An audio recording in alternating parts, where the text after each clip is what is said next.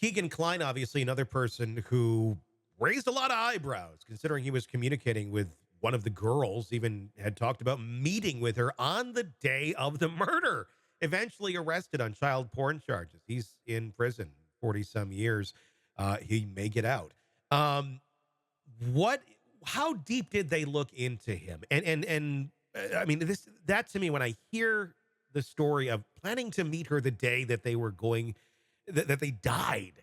Um, why? Why no more on Keegan Klein? Does he have a rock solid alibi when we really truly look at it from an objective standpoint? Could he have talked to other people that are into, I don't know, child porn and that sort of stuff, which he clearly was, and said, hey, these girls are out there. If you want to go meet them, into another I don't know how the predator community works, but assuming maybe they talk like that.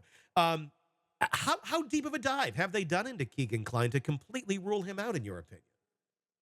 Well, they did a good deep dive, and obviously they were able to, charge him with a slew of child porn charges, which he's been convicted of and he's in jail for. But what's very interesting about Keegan Klein, of course, is you bring up the meeting that was trying to be coordinated through Anthony Schatz, which Anthony Schatz was, of course, his catfisher, his Yep. good-looking, strapping young persona that was communicating with all these young girls. But what I always found interesting on this was Keegan Klein, through Anthony Schatz, had communicated with another girl right after this incident, and a masked person showed up at that girl's residence right after the communications with Anthony Schatz. And to me, that's another thing, as you said, who all, so I don't think it was ever Keegan Klein. If, Keegan Klein is this gigantic, overweight, Yeah. almost looks disabled in terms of his physical capability, certainly not bridge guy.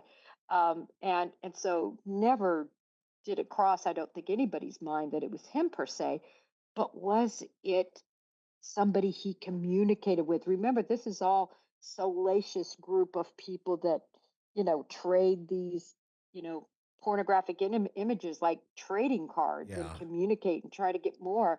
And so was he, were other people privy to the Anthony Shots account information and this hookup? And it begs the question, after what happened after this Yeah. with, this girl that right after that communication saw this What kind of man, investigating was masked. done on that masked man that showed up at the other girl's house?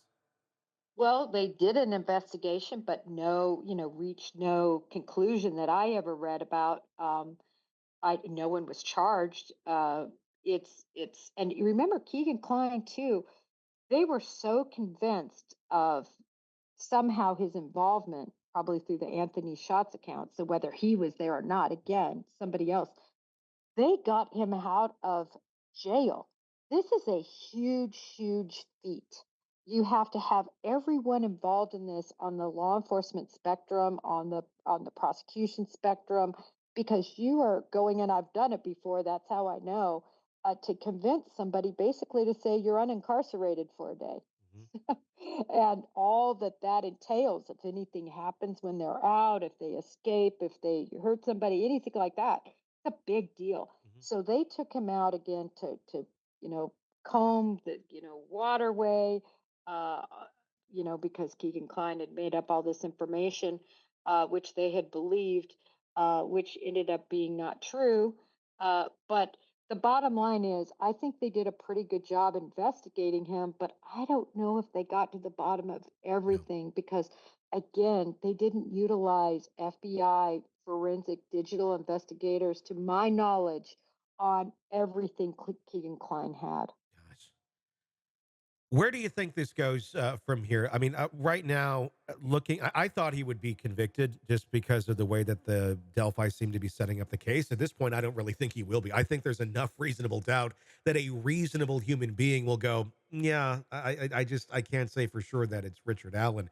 Let's say he does get off. Let's say he's set free after this. What happens in Delphi after that? Do they start looking again for somebody else, or do they just say, "Well, we think it was him and he got off"? How do you think the authorities, I mean, the community's going to handle it one way, the authorities are going to handle it another way. How do you think that all plays out after this if Richard Allen is found not guilty? Well, as long as the same sheriff is in charge and the state police, their command does not change. That's exactly what they're going to do. Is option B. Yeah, Well, we had the right guy, and they screwed it up in the courtroom.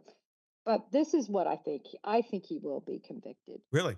Out here in the public, we cuss and discuss all of this, and we look with a fine tooth comb at information that was never allowed into evidence. The geofencing isn't coming in. The information about the belt, I didn't see that in there. The information about, well, we'll see. We haven't seen the defense's side of things. But essentially, a lot that we get to see out here isn't coming in there. Sure. And so, because of that, I think that they're going to say, they're going to believe that that bullet belonged to him. Yeah. I have huge reservations about that because it was shot through a gun, was the only way they could get the tool mark, which are the extractor and the Yeah. ejector, to match. Right? Pretty If weak if evidence it, though to sentence someone for murder. oh, I know, but I think they'll do it. I Yeah. think they'll add it all together and they'll say, well, some people go in, some jurors unfortunately go in and they truly believe law enforcement wouldn't ever go after anybody that wasn't Yeah. not guilty, and they have so much trust in law enforcement. So you have that factor working at you. And then you have the fact he was there. They're going to really drive home that van and make it seem like, I think, that no one knew about the van but him, Hmm. which isn't accurate. I think that they're going to focus in on the confessions. Um, I think the jurors will think, why in the world, crazy or not, in those conditions or not, because nobody's ever been in those conditions, why would anybody confess to something they didn't do? And I think that's going to be a big factor in this. Yeah. And then I think they're going to say that bullet was his. There's no reason for that bullet to be down by those bodies, but for him to have been there. And I think they're going to look at him, many jurors, and they're going to say, I think that's him because of the blue Carhartt jacket, the general appearance, right? Even though he looks like my dad, right? He Yeah. looks like any farmer. Uh, it's so nondescript, Yeah. that video. I think they'll convict him. I think we're going to see a conviction here. I actually don't even think it's going to take much time. In Wow. a sense, I hope I'm wrong because I'm not convinced. If Yeah. I were convinced, but I can't Yeah. get convinced with Well, I'm hoping that there's more critical thinkers on the jury than not. That at the least this will end up in a mistrial. But I totally see where you're coming from. I could very well see it going exactly how you're saying. I'm going to go on the glass half full on this one and hope that because that there's more people who can think beyond just the basics of what they're seeing. I know a lot of people can't, but maybe I don't know. We'll find out. As of now, I have not been convinced that Richard Allen is this person. I've been convinced that the police just didn't do a very good job. Is where it's at for whatever reason. I don't even think it was like a conspiracy of. I just think it's bad behavior or bad policing. Nobody wanted to be accountable for, and this is where we've ended up. And still, everybody's got their lies up or their version of the story, and it's not going to go anywhere other than that. We'll probably end up be talking about this again about a year or two from now when trial number 2 starts. I'm hoping it ends. I'm hoping it ends, but maybe. we'll find And out. Tony, I will say in this case, it's a little different than some of the other cases that we've looked at from the standpoint of there was big motivation in this case because there was a sheriff's race Hmm. underway. Yeah. And there was big motivation to get this crime solved. It was kind of the Yeah. platform, that the person was running and espousing that, I'm going to get this crime solved and kind of Yeah. all about him, right? And so there was a lot at stake, Yeah. I think. And that's why I always said, did he confess to somebody else? What put their needle on Yeah. him again? I have been so disappointed that there was nothing. Yeah. it was simply that they supposedly re-looked at everything. That makes no sense to me. No. That there wasn't something larger, and there it never came out. Nothing. It's scary when political motivations get into crime world and judging the innocence or guilt of someone. I mean, we're seeing it right now, and I'm not expressing an opinion on this. I mean, I'll express an opinion. I think the Menendez brothers should be out. I think they've served their time. But what you're seeing there is the DA is releasing them, and it looks very political. He's up for reelection, and he wants the support of being the guy who freed the Menendez brothers after all those years of abuse, which I think is the right move. But is it being done because it's the right thing to do, or is it being done because he wants to get votes? This almost was the exact opposite. People needed their villain, people needed their bad guy. The sheriff found the bad guy, and he wasn't going to hear anybody's arguments any other way. And now we're starting to hear about the arguments every other way and what was done incorrectly, which turns out it ultimately was to get elected, it seems. Yeah, I mean, this is just one of those cases that has that, and it's a perfect analogy right now with Gascon and in Yeah. Los Angeles. He's up for reelection in Yep. December. What a feather in the cap, with something to drive home, especially when you have Hollywood behind you, Yeah. and all those huge platforms like the Kardashians that are, begging for him to get out. And we've seen that needle move. It's unbelievable to me. I know you and I have a difference of opinion, but we can always discuss it Yeah. intelligently, which I like. Yes, exactly. I don't like you any less because you think they should get out, Tony. Exactly. Yeah. I still think you're a good dude. Yeah. Um, but again, if I could be convinced beyond a reasonable doubt that they were sexually Yeah. abused, we know they were emotionally treated very harshly Yeah. and um, verbally. Yeah.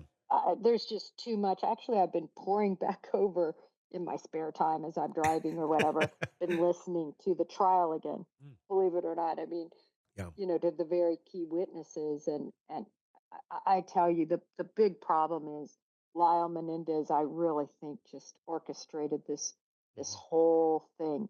And I had never known about the book, the book of all his recordings, and why he wasn't allowed on the stand the second time. I just didn't remember that. Yeah. 1990 was a pretty busy time, Sure. 90 through 94 for me. But um, you know, boy, Yeah. when you hear out of his own mouth him saying, devising this plot basically to use the sexual assault Mhm. excuse, it's way too much for me to overcome. Sure. Sure. It's a lot of thoughts on that case. It's just disturbing when politicians use it to their advantage for election when we're talking about people's freedom, innocence, or guilt. And I feel like that was a big factor here in the Delphi case. Jennifer Coffindaffer, retired FBI special Tony, agent. Yeah. sorry, Tony, Yeah. that is a great point. Yeah. Politics should never weigh in one way or the other. Exactly. Yeah. 1000%.